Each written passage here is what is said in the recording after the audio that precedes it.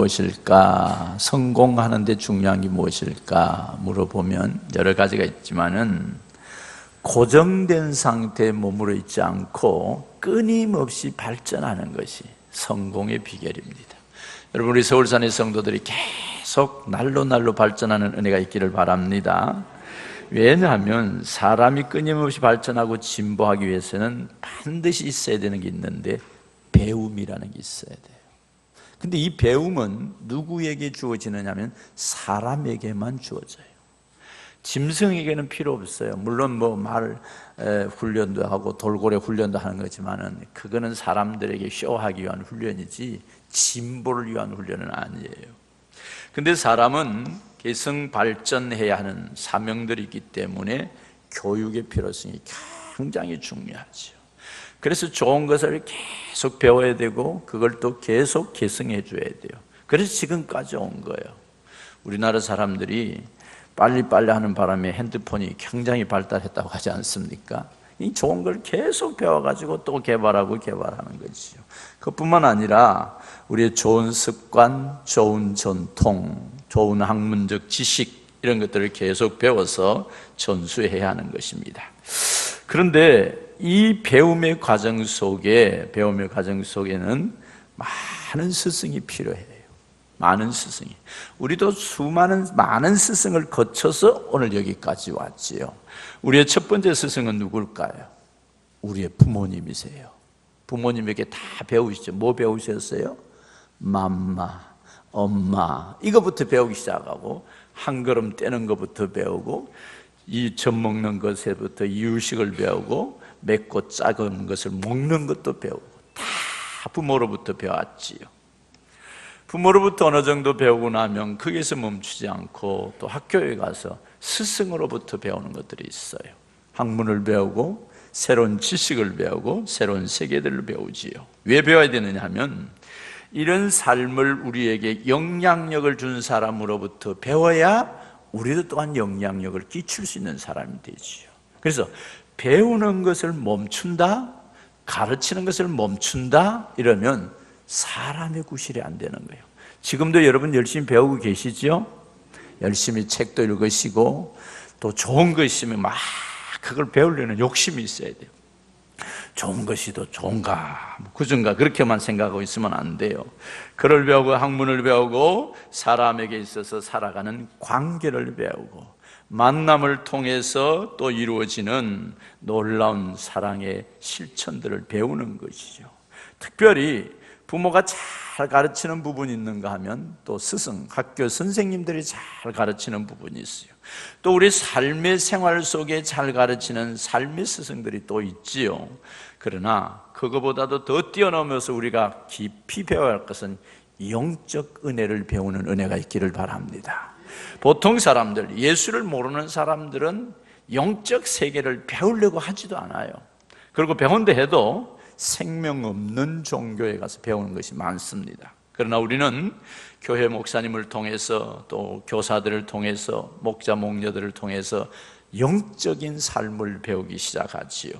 그러므로 한 인생이 성장하여 지금까지 오는 과정 속에 우리의 많은 스승들이 우리를 도움에 대해서 감사 은혜가 있기를 바랍니다. 그래서 가르침을 받는 자나 가르침을 주는 자, 배우는 자가 관계적 아름다움이 일어나는 은혜가 있기를 바랍니다. 그래서 첫 번째 우리가 생각할 것은 교육의 주체이신 스승의 중요성을 알아야 합니다. 뭘 알아야 된다고요? 스승의 중요성. 스승의 중요성. 탈무드에 이런 내용이 있어요. 예루살렘에 있는 어느 랍비가 훌륭한 두 시찰관을 한 고을에 시찰을 보냈어요. 가서 잘 알아보고 오너라. 그래서 이제 시찰관이 온다니까 동네에 소문이 나고 시찰하는데 이제 준비하기 위해서 이 지역은 잘 관리하고 있습니다 하고 누가 찾아오면 경찰서장이 딱 준비를 하고 있는 거예요. 제가 서장으로서 치안을 잘 관리하고 있으니까 시찰관님 걱정하지 마십시오. 랍비가 보낸 시찰관이 나는 당신을 만나러 온 것이 아닙니다. 당신은 이 지역을 변화시킬 수 있는 능력이 없습니다. 그러니까 그 다음 사람이 누가 왔느냐 하면은 수비대장, 그 전 지역을 수비하고 있는 수비대장이 와서 걱정하지 마십시오, 랍비님. 이 지역은 저희들이 철통같이 수비하고 있기 때문에 이 지역은 조금 더 걱정이 없습니다. 그 두 시찰관이 이렇게 말합니다. 나는 당신을 수비대장을 만나러 온 것이 아닙니다. 그러면서 그가 말했어요. 제가 만나러 온 사람은 이 지역을 가르치는 서당의 랍비를 만나러 왔습니다. 어떻게 가르치는지, 무엇을 가르치고 있는지, 지역의 환경을 바꾸고 삶을 바꾸고 인생을 바꾸는 것은 교육에 달려있다는 겁니다. 경찰이 아무리 치안을 잘해도, 수비대장이 아무리 수비를 다해도 그들의 사상을 바꿀 수 없다는 겁니다. 우리를 바꿀 수 있는 분은 스승이라는 걸 믿으시기를 바랍니다. 오늘 또 우리가 생각해 볼 것은 나를 든든히 지키는 자가 누군가. 우리가 시찰관이 말한 것처럼 우리를 지켜주는 것은 하나님의 말씀의 교육이고 우리의 삶의 교육이라는 것입니다. 교육은 인간 행위에 있어서 능력과 사고를 높이는 행위입니다. 만약에 교육자가 없다라면, 가르치는 자가 없다라면 우리는 무지할 수밖에 없습니다. 아무리 머리가 천재로 뛰어난다 해도 그에게 교육을 시키자면 그대로 멈춰버리고 맙니다. 그래서 사람이 공부하고 아는 것이 자꾸만 교육하면 삶의 질이 높아지지요. 생각하는 수준이 달라지지요. 그래서 우리는 늘 공부하는 일과 전문성을 배우는 일을 쉬지 않고 하시기를 바랍니다. 여러분, 말씀을 배우기를 좋아하십니까? 제가 와서 성경 공부를 계속 시키니까요, 어떤 분이 목사님 언제쯤 안 시켜요? 그랬어요. 제가 은퇴하면 저는 안 시킬 겁니다. 그러나 살아있는 날 동안은 계속 시킬 겁니다. 왜냐하면 배움이 얼마나 중요한지 우리가 잘 알 수 있습니다. 주 70년경에 이스라엘이 멸망 직전에 놀라운 일이 벌어졌습니다. 이제 도저히 견딜 수 없이 타락해서 이스라엘이 멸망 직전입니다. 그때 랍비 벤차카이가 어머니들을 불러놓고 이런 강연을 했습니다. 이 땅의 어미들이요, 자식에게 하나님의 말씀을 가르치는 한 유다 민족은 멸망할 수가 없습니다. 다시 한번 말합니다. 이 땅의 어미들이요, 자식에게 하나님의 말씀을 가르치는 한 유다 민족은 망할 수가 없습니다. 우리 자녀들에게 한번 적용해 볼까요? 아들아, 네가 하나님의 말씀을 깊이 배우고 사랑하는 한 너는 망하지 않는다. 아멘. 학원은 잘 보내고 공부도 잘 시키지만은 말씀을 가르치는 일에 집중하는 은혜가 있기를 바랍니다. 그래서 교육자의 역할과 중요성은 가치 있는 말씀의 내용을 가지고 깊게 가르쳐야 된다는 것입니다. 또한 반면에 배우는 우리가 가져야 할 것은 배우는, 가르치는 자를 소중한 사람으로, 존귀한 자로 여기는 축복이 있기를 바랍니다. 그래서 옛부터 교육하는 사람들, 교육자들이 하는 말이 뭐라 그래요? 군사부일체. 군사부일체는 임금과 또 스승과 아버지는 한 몸이라는 것입니다. 가정의 임금이 누구십니까? 아버지입니다. 가르치는 학교의 임금이 누굴까요? 스승이라는 겁니다. 모든 군사부일체. 그래서 옛날에는 스승의 그림자도 밟지 마라, 그렇게 스승을 존귀하게 여겼어요. 이율곡 선생님의 학교 모범이라는 책에 스승을 쳐다볼 때는 이렇게 말하고 있습니다. 목 위에 보아서도 안 되고 목 위로 얼굴을 빤히 쳐다보면 안 된다는 거예요. 또한 스승 앞에서 개가 있어도 개를 꾸짖지도 말고, 또 웃는 일이 있어도 이빨을 너무 환하게 드러내서 웃지 마라. 스승 앞에 경건하게 겸손하게 살아가는 거죠. 음식을 먹을 때는 7푼만 먹어라. 다 먹고 너무 배가 불러서 스승 앞에 좀 이상한 행동하지 마라 라는 말입니다. 성균관 학칙에서 거리에서 스승을 만나거든 뭐라고 말하느냐면, 두 손에 얼굴을 쳐들고 왼쪽에 있어야 하고, 스승이 말을 타고 가면 몸을 엎드려 있어야 한다. 무엇을 말씀하고 있습니까? 교육하는 스승을 존귀하게 여기라, 귀하게 여기라는 말입니다. 어느 날 훈장 선생님이 서당에서 아이들을 가르치고 있었어요. 그래서 이제 아이들이 가르치고 있다가 보니까 이 선생님이 나른해서 졸았는 거예요. 그래서 잠깐 졸았어요. 그러니까 그 중에 개구장이 아이가 있으면서, 스승님이 왜 조십니까? 아주 전곡을 찔렀죠. 이때 스승이 이렇게 말했어요. 야 이놈아, 내가 자는 걸로 보이냐? 내가 지금 자는 것이 아니고 지금 내가 꿈을 꿨는데 공자성 선생님에게 갔다 왔단다. 그렇게 말하는 거예요. 믿을까요? 안 믿을까요? 믿어요? 안 믿어요? 믿는다 손 들어봐. 안 믿는다. 요새 사람은 안 믿어요. 그때는 믿었어요. 왜? 스승이 말하면 그대로 믿었기 때문에. 권위와 역할, 갈수록 사람들이 교사의 권위와 역할이 점점 낮아져 가고 있습니다. 요즘은 또 김영란법이 생겨서 이것도 이제 걸릴까? 교회는 안 걸려요. 걱정하지 마요. 그래서 이제 카네이션 카네이션 꽃 한 송이를 달아줘도 애들이 다 못 달아. 대표가 달아줘야 되는 거예요. 김영란법에 걸린다는 거예요. 그러다 보니 선물 하나도 드리려 못한 아주 삭막한 세상이 되고 말았습니다. 왜 그랬을까요? 정말 삭막하지. 교육의 균형이 필요합니다. 그래서 교육의 균형을 잡는 것이 필요해요. education, 교육이라는 영어가 라틴어 educare와 educare에서 나왔습니다. educare라는 말은 양육하다라는 말입니다. 부모가 자녀를 양육하듯이 미성숙한 상태에 있는 아이를 성숙한 상태로 이끌려오려는 교육입니다. 그래서 이거는 수직적 관계가 굉장히 많지요. 그러다 보니까 주입식 교육입니다. 그래서 인간은 주입을 시키고 그에게 뭔가를 가르쳐주기 위해서 백지니까 빗머리통에 많이 심어주기 위해서 옛날 선생님들이 아주 강조를 많이 합니다. 그리고 굉장히 엄하게 가르쳤습니다. 그러나 에두케레라는 말은 이끌어내다라는 말인데요, 인간의 내면에 있는 달란트를 이끌어내서 자기가 할 수 있도록 창조적 개발을 시켜주는 교육입니다. 그러니까 에두카레나 에두케레 이 두 가지가 합성돼서 교육이 돼야 되는데, 옛날에는 에두카레 그냥 강압적 교육이 좀 강했습니다. 그래서 여러분들 나이 드신 분들 학교 다닐 때 있으시죠? 고등학교 때 많이 얻어 터졌죠, 선생님한테. 학자금 안 가주면 쫓겨나기도 하고, 숙제 안 해오면 종아리 맞기도 하고, 손뼉 맞기도. 요새 맞았다면 난리 납니다. 그래서 에두카레의 중심을 두다 보니까 어떻게 해요? 좀 심했어요. 친구라는 영화를 보니까 이놈아 돈 안 갖다가 두드리 패면서 내가 아버지 뭐하냐 이렇게 장의사입니다. 이렇게 장의사하면서 막 두드리 패더라고. 그런 것도 영화에 나올 정도니까. 우리 탈주본 신창훈이를 기억하지 않습니까? 97년도 교도소에서 탈주를 했다가 2년 6개월 동안 도망 다니다 다시 잡혀 들어갑니다.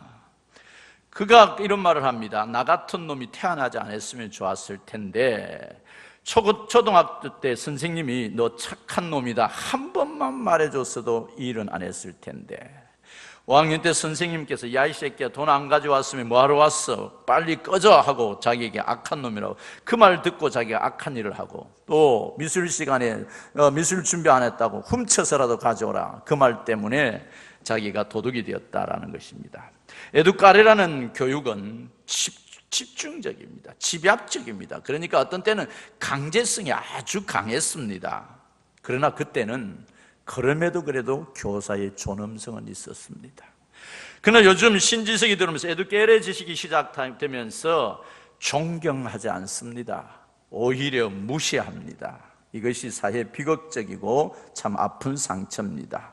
정반합의 교사 권위가 이제 높아져야 하는데 점점 떨어져 가고 있습니다. 나라가 잘 되고 가정이 잘 되고 사회가 잘 되려면 반드시 균형 있는 교육이 필요하답니다. 존엄성과 엄격함도 있어야 되지만은 인격 한 사람 한 사람 사랑해 주는 것도 필요합니다.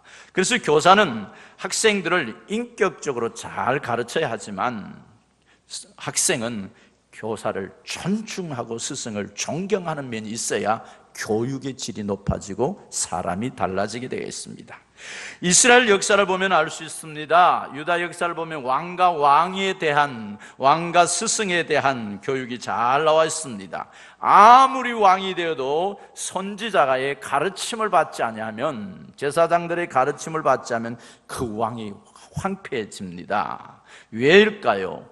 왕이라도 철저한 가르치는 스승이 없이는 바른 통치를 못한다는 거지요. 역대하 24장에 보면 요아스 왕이 나옵니다. 그가 7살에 왕이 됩니다. 근데 요아스가 왕이 되기까지 많은 어려움이 있었습니다. 아버지 아사 왕이 이 요아스 어린 나이에 죽습니다. 그러니까 그의 어머니 아마샤가 어떻게 했어요? 아달랴가 어떻게 했어요? 자기 아들들을 다 죽입니다. 왜? 자기가 왕이 되려고. 그런데 요아스를 고모가 숨겨서 침대 밑에서 키웁니다. 그리고 6살이 되었을 때 여호야다에게 데리고 가서 제사장 여호야다에게 내놓음으로 6살의 왕위를 입게 됩니다. 나이 어린 요아스가 왕이 되니까 뭘 할 줄 잘 모르지요. 그러나 그가 통치했던 소가는 태평하고 풍성하고 더 풍요롭다라고 말하고 있습니다. 그 이유는 요아스를 잘 다스렸던 여호야다의 선지자 선생님이 있었기 때문입니다. 그의 가르침을 받습니다. 말씀의 지식을 받습니다.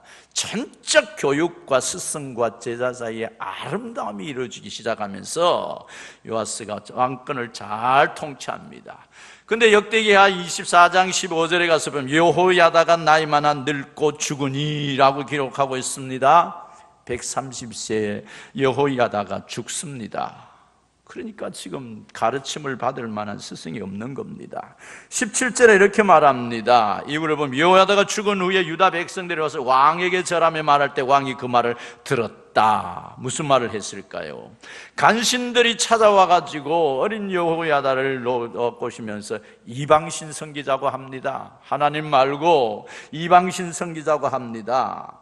그래서 그는 결국은 자기의 가치관을 잃어버리고 열조의 하나님의 여호와의 전을 버리고 이방신을 섬기기 시작합니다. 스승이 사라지고 나니까 왕의 통치력까지 잃어버리고 정신력까지 잃었습니다. 결국은 우상숭배자들의 말을 듣고 요아스가 흔들리게 되었고 그가 말미에 이방신을 섬기면서 하나님의 진노를 받습니다. 왜 그럴까요? 스승이 없으면 이렇게 허무하게 무너진다는 겁니다. 가르침을 받지 아니하면 우리는 우리 고집대로 살다가 끝이 난다는 것입니다. 마찬가지로 역대기 26장 5절에도 말하고 있습니다. 우시야라는 왕이 나옵니다. 16세 왕이 됩니다. 스가랴 선지자의 지도를 잘 받은 동안에는 하나님의 태평성세를 누르고 창대했다라고 말하는데 역시도 스가랴가 죽고 나자 그가 하나님의 법도 가르침의 법도를 벗어나기 시작합니다. 자기 고집대로 살아갑니다. 절제가 되지 않습니다. 그래서 심지어 여호와의 전을과 향단에 분향하는 제사장 권위를 스스로 침탈하고 자기가 향로를 가지고 향단에 분향하다가 하나님의 진노에 문둥병이 걸립니다. 왜 그럴까요? 가르침의 관계가 깨지기 시작하면 자기의 가치관이나 나아갈 방향까지 잃어버린 것입니다. 이들만 그랬을까요? 가끔 우리 성도들을 한번 찾아보시기를 바랍니다. 우리는 어떻게 생각하고 살아갑니까? 우리는 가르치는 자를 정말 존중히 여기고 소중히 여깁니까? 종종 성도들이 기도 제목을 줍니다. 보면 목사님 우리 아이가 이번에 학교 처음 들어갑니다. 기도해 주세요. 무슨 기도해 줄까? 보편적으로 대부분 두 가지 기도가 나옵니다. 하나는 좋은 선생님 만나게 해주세요. 좋은 친구 만나게 해주세요. 참 지혜로운 엄마입니다. 좋은 선생님 만나야 합니다. 좋은 친구 만나야 됩니다. 제가 기도 한 가지 더 하고 합니다. 뭐 할까요? 그래서 이렇게 기도해라. 당신 아들이 좋은 친구가 되게 기도하십시오.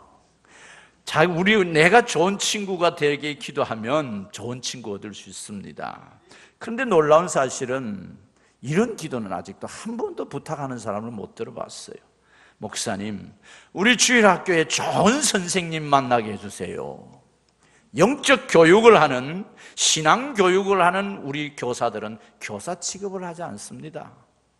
여러분들은 어떻습니까? 그래서 우리 주일학교에서 좋은 선생님 만나서 좋은 신앙 교육 해주십시오. 이런 기도는 부탁을 안 해요. 물론 교사들이 잘하니까 믿어서 그런지 모르겠지만은, 그러나 우리가 가져야 할 상황이 있다라면 일반적인 교육의 스승도 중요하지만은 영적 스승도 소중한 줄 아시기를 바랍니다. 영적 스승도 소중한 줄 아시기를 바랍니다. 만약에 우리 사랑하는 아이들이 영적으로 훈련을 잘 받는다면 좋은 일이 일어나게 되는 것입니다. 그래서 우리는 영적 스승들을 아주 존귀하게 여기셔야 됩니다. 존귀하게 여기는 비결은 그분들과 함께 공감을 나누는 것입니다. 특별히 교회가 마찬가지 교회의 주체이신 선생님을 가르침을 잘 받으셔야 됩니다. 교회도 가르치는 사람이 이끌어 가야 합니다.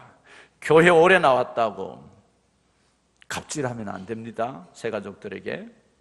또 교회에 내가 영향력이 있는 사람이라고 그 사람이 주도적으로 끌고 가려면 안 됩니다. 전에 제가 어떤 교회를 한번 봤더니요, 그분의 허락이 없으면 아무것도 안 된다는 겁니다. 왜? 그분이 그 교회를 세웠습니다. 그 아버지가 그 교회를 개척했습니다. 그래서 그분의 장로입니다. 목사님이 아무리 말해도 이 장로님이 모든 주도권을 잡고 끌고 간다, 그러면 교회 안 됩니다. 왜요?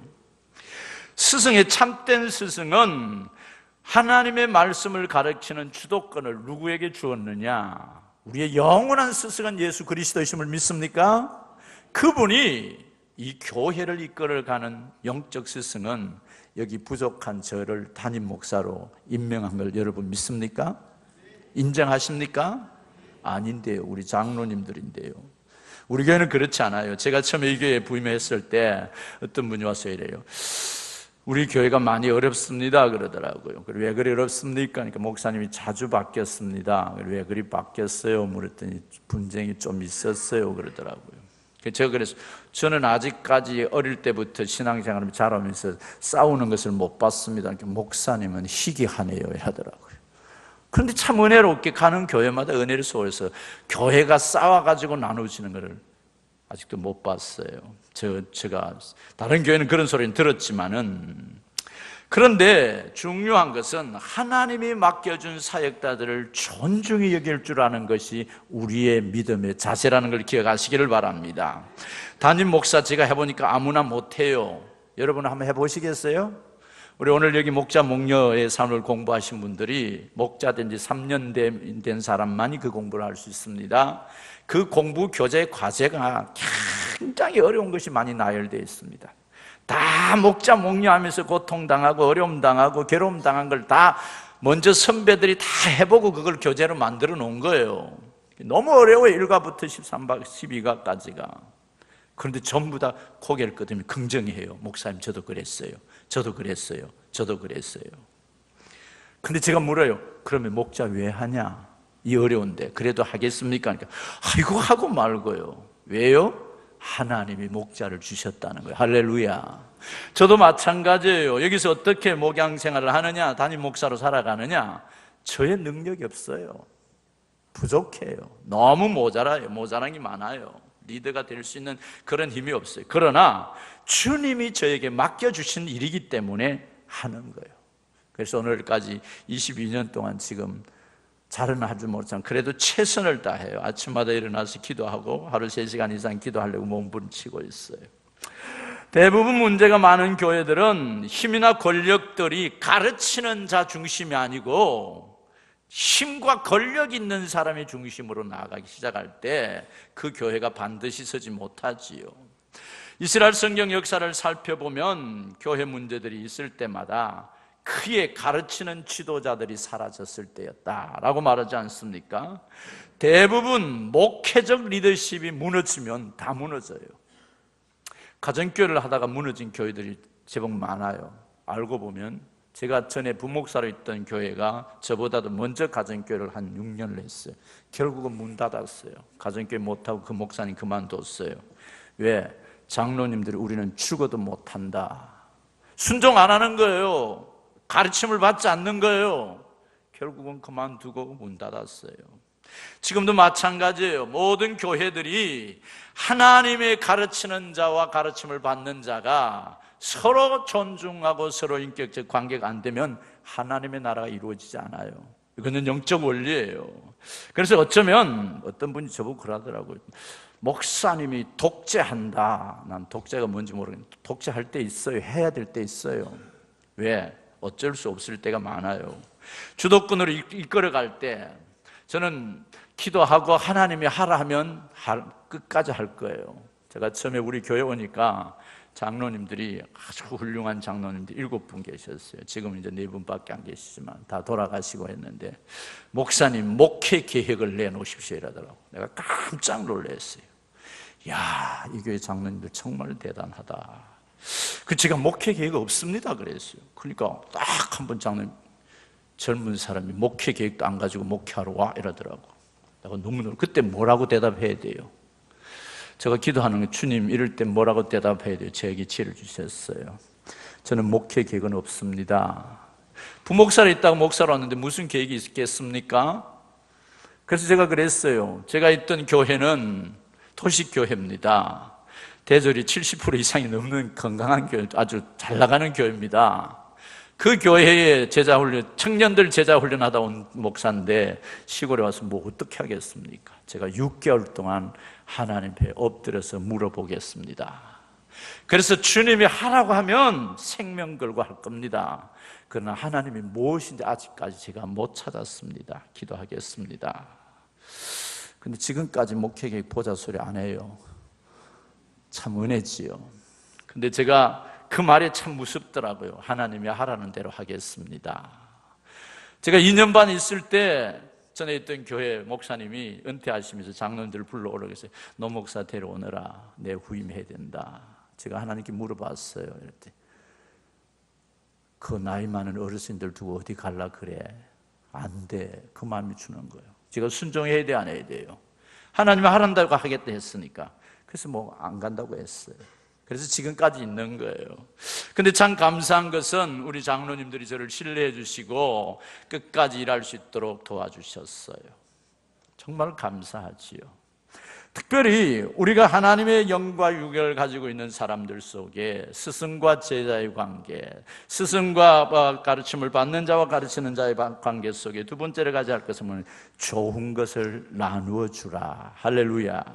오늘 가르침을 받는 자는 말씀을 가르치는 자와 모든 것을, 좋은 것을 함께 나누라, 그렇게 말씀하고 있습니다. 하나님께서 하나님의 말씀을 가르치고 가르치는 사람들, 그 사람들이 그분들을 존경하고 서로 나누어라 라고 말하고 있습니다. 여러분도 우리가 선생님 하면 가장 먼저 떠오르는 게 뭐예요? 나에게 가르쳐 주었던 선생님들, 나에게 함께 했던 선생님들이 생각나지요. 교회에서도 마찬가지예요. 우리가 선생님들을 기억하고 서로 나누는 것이 필요합니다.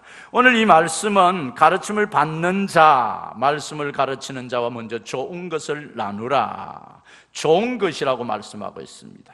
여러분, 선생님을 한번 생각해 보십시오. 어떤 일이 좋은 일이었습니까? 서로가 좋은 것을 주고받았는데, 특별히 영적 스승들의 사람들과 관계를 가졌던 것은 하나님의 영적 은혜를 서로 주고받았다는 겁니다. 이 아름다운 것을 우리가 깊이 생각하셔야 합니다. 그래서 우리는 어떤 것을 나눠야 되느냐? 서로의 마음을 나누는 은혜가 있기를 바랍니다. 어려움이 있을 때 목사님 기도해 주십시오, 집사님 기도해 주십시오. 서로가 기도해 줘야 됩니다. 제가 항상 강단에 올라오기 전에 우리 장로님들이 저를 허리 등에 손을 얹고 기도해 줍니다. 목사님 오늘 또 목회 잘하게, 강론 잘하게 해달라고, 또 늘 지켜달라고. 참 성도들의 기도 때문에 제가 지금까지 살아옵니다. 제가 전에 교통사고가 나서 인대를 다친 적이 있었습니다. 그때 손분순 권사님이 기도를 해주시면서 다치고 난 뒤에 그런 이야기를 했어요. 목사님, 어제 저녁에 내가 꿈을 꿨는데 전부 다 사람들이 상복을 입고 있더래요. 누굴까? 자기 집안에 죽을 사람이 없는데 고민하다 괴로워서 새벽에 나와서 일찍 나와서 기도를 하는데 기도가 끊어지지 않는 거예요. 불안해가지고 계속 더 기도를 하고 7시, 8시까지 기도를 한 거예요. 근데 그날 제가 사고가 났습니다. 사고가 나서 타이어가 터져서 차가 중앙선을 넘어가지고 가이드라인을 받아가지고 그때 한 400만 원 차수리비가 나왔어요. 근데 다행히 많이 다치지 않고 무릎과 무릎이 부딪히면서 좌측 인대가 좀 끊어져서 간단한 수술을 했습니다. 근데 만약에 그날 제가 그 가이드라인을 막지 않고 뒤에 떨어졌으면 전 죽었습니다. 한 어머니, 한 권사님의 간절한 기도가 저를 살렸습니다. 기도를 서로 나눈다는 것, 목회자를 위해서 기도해주고 목사는 여러분들을 위해서 기도해주고 매일 기도하면서 함께 나눈다는 게 얼마나 아름다운지 모릅니다.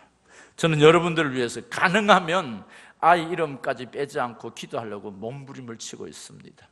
그래서 깊이는 어떤 때는 못하지만은 목장마다 이름 불러가면서 기도하는데, 이제 기도하다가 이분을 위해서 이 기도해 줘야 되겠다 하면 그 기도를 자꾸 무릎을 꿇을 때가 있습니다. 근데 두 종류가 있습니다. 어떤 분은 기도를 하면 참 복되다, 은혜스럽다 하는 사람들이 있습니다. 어떤 분은 이렇게 믿어도 되겠나, 이래가 되겠나 하는 사람이 있습니다. 그런 사람들 제가 붙들고 축복합니다. 또 영적으로 대적 기도를 합니다. 사탄의 도구로 쓰지 말고 하나님의 도구로 쓰임받게 해달라고. 기도하면서 서로가 기도를 나누는 것들이 참 좋습니다. 걱정거리가 있을 때, 해결하고 싶은 문제가 있을 때 스승인 저에게 말씀해 주시고 보내주시고 기도하면 서로가 눈물을 흘리가며 기도하는 것, 이것이 참 소중합니다.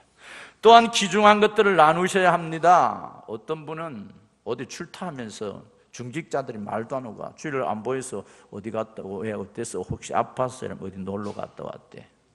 좀 말하고 가시기를 바랍니다. 아멘도 안 하지. 목사님 몰래 갔다 올래요. 하나님이 보시기에 우리가 온전하려면은 우리가 가르침을 받는 자와 가르치는 자, 여기 카테쿠메노스라는 동사형인데요, 뭐냐면 원래 이해하다, 가르치는 사람들의 가르침을 이해하고 받아들이는 거예요. 또 이 가르치는 자를 다른 서신서엔 디다스칼로스라고 신하네요. 교사들 본질, 가르치는 자, 그렇게 말하고 있습니다. 이건 누구냐면 하나님의 말씀을 가르치는 목회자들, 그러니까 디다스칼로스와 같은 신분의 사람들, 또 지금 목자들, 이런 사람, 교사들, 가르치는 자들로 통해서 좋은 것을 나누어라 라고 말하고 있습니다. 바울을 포함한 사도 바울과 바나바와 디도 같은 사역자들, 교회가 임명한 장로들, 교사들 다 함께 하나님 나라를 공유했습니다. 그래서 우리는 하나님의 나라를 함께 공유하는 것입니다. 또 히브리서 13장 17절 우리가 읽었던 말씀을 보면은 뭐라고 말하고 있습니까? 하나님의 말씀을 너희에게 일러주고 너희를 인도하던 자들의 생각하며 그들의 행실의 결말을 주의하고 그들의 믿음을 본받으라 라고 말하고 있습니다. 히브리서 13장에 나타나는 일들을 보면 출애굽기 17장의 사건들이 많이 들어있습니다. 모세의 손이 올라가면 전쟁이 이겼습니다. 모세의 손이 내려오면 전쟁이 졌지요. 이 간격을 보고 사람들이 아마 웃었을 겁니다. 그러나 하나님의 나라는 영적 원리입니다. 함께 더불어 같이 하는 겁니다. 기도할 일이 있을 때 같이 기도하고, 교회가 어떤 일이 있을 때 같이 기도하는 겁니다. 교회가 어려움이 있을 때 같이 어려워하고, 기쁜 일이 있을 때 같이 기뻐하는 겁니다. 그래서 함께 나누는 거지요. 그래서 기도하는 일을 함께 나누는 은혜가 있기를 바랍니다. 그리고 우리의 삶의 상황 속에 나눌 수 있는 것은 우리의 생각 속에 감사를 나누는 은혜가 있기를 바랍니다. 신앙 양심이 우리에게 바로 서 있어야 됩니다. 즐거울 때는 즐거운 말을 하지만은 우리가 기분 안 좋을 때는 안 좋은 말을 하게 되어 있습니다. 그럴 때 조심하셔야 합니다. 뒤에서 수군거리는 말, 손가락질하는 말, 남을 험담하는 말, 목사를 욕하고 교회를 욕하고 직분자를 욕하고 하는 말, 그거는 내가 교사와 나와의 관계가 깨져 있는 겁니다. 영이 흘러갈 수가 없습니다. 특별히 중직자들 교인 앞에서 교회 욕을 하지 마시길 바랍니다. 왜냐하면 그거 들으면 그 사람들 예수 안 믿습니다.